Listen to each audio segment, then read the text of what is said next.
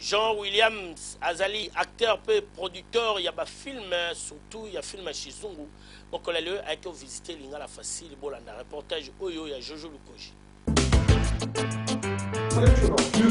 Qui a dit que Chizungu, Jean William, vrai Congolais, à République démocratique du Congo, Oyo avant d'États d'Amérique depuis 15 ans, a Koki comme acteur professionnel, peu producteur et film et renommé international était le collab Gigi Williams, Bess David, Winston Shillington, mpe ba misusu ba pire batonaye parce que a tourna ba film et belé na bango.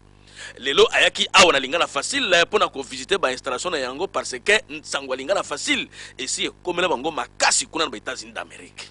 Botana ndenge superviseur Willy Abibwa yambaki na absence ya coordonnateur Zakari Babaso Mojalisi apesi batonyo sombote pe atamboli partout.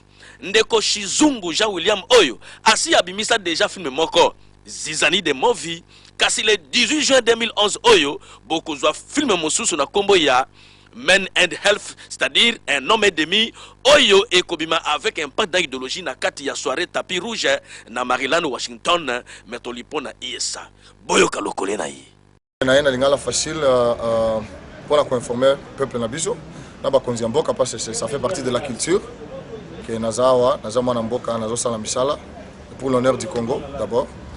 Bon, film angezo bima le 18 juin na Washington Metropolitan Maryland. Et puis le 15 août, nous allons à un festival de cinéma à Hollywood, à Hotel Hilton, à Washington DC. Bon, nous avons invité pour Lingala Facile pour être là. Nous avons invité pour Balingi Koya pour participer, pour appuyer moi Mboka Mana Nabino.